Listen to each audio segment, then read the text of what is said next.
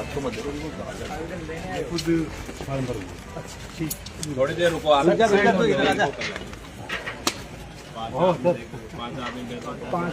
पाँच आदमी दो बैठे माँ बाप। ओके सर ठीक है भाई, ये जो बताएं वही जाए और आगे है ना।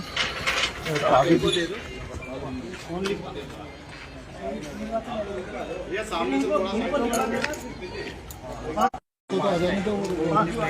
एक मोबाइल और दे मेरे को। सबको तो बेटा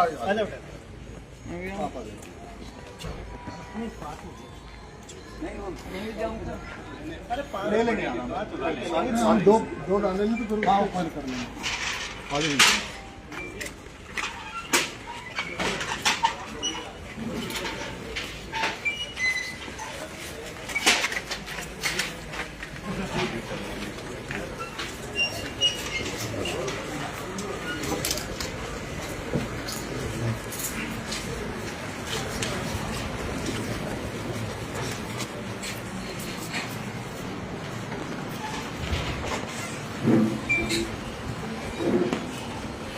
मीडिया इधर आप लोग प्लीज इधर जी आ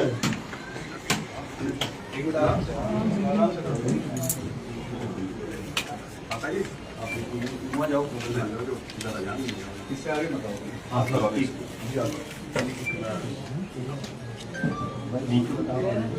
पाँच हो जाएगा ना।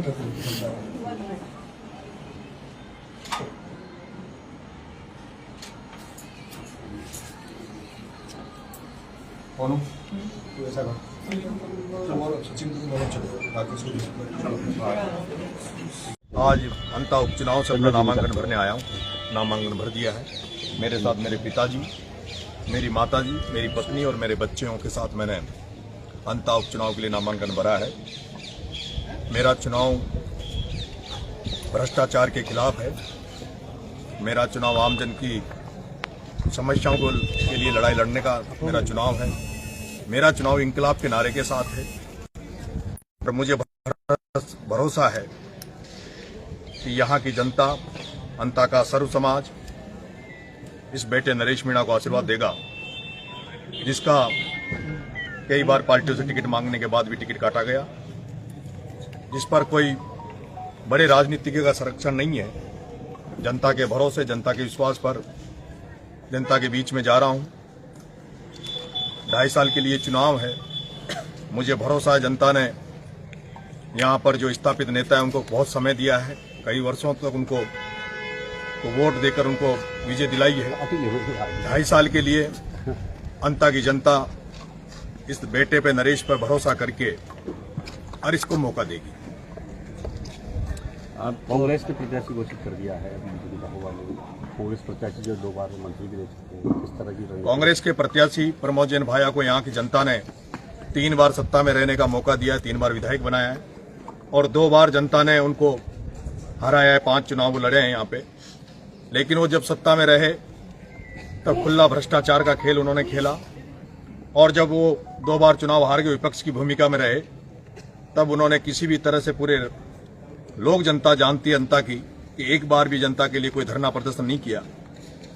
मैं तो अभी किसी ओहदे पे या किसी पद पे नहीं हूं, लेकिन मैंने जब 2023 में भी किसानों के लिए, किसानों के मुद्दों पर कलेक्टर का घेराव किया था और उस समय जब मैंने कलेक्टर का घेराव किया था तब किसी भी किसान को खाद के लिए लाइन में नहीं लगना पड़ा था। आज भी स्थिति वैसी की वैसी है। बजरी का अवैध खनन होता है, ठेकेदार बजरी में बड़ा मुनाफा कमाते हैं, लेकिन आम जन को, अंता की जनता को बजरी महंगी मिलती है। मैं उस बजरी के ठेकेदारों पर नकेल कसूंगा।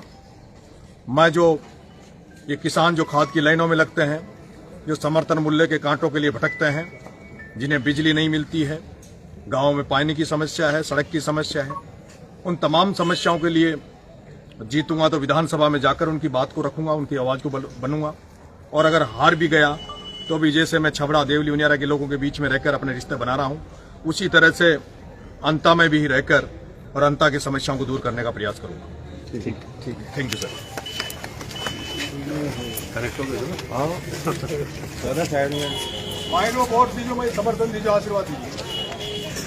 गरीबों की लड़ाई लड़ूंगा, गरीबों के लिए राजनीति कर रहा हूँ।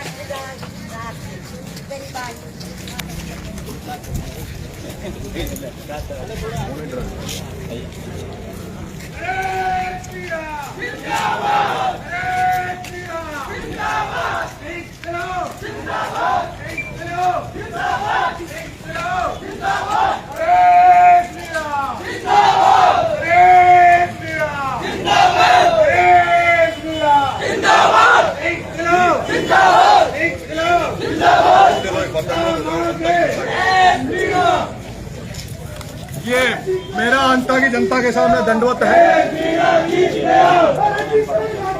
मैं अंता की जनता के सामने दंडवत प्रणाम करके और उनका आशीर्वाद मांगने के लिए मेरा दंडवत है।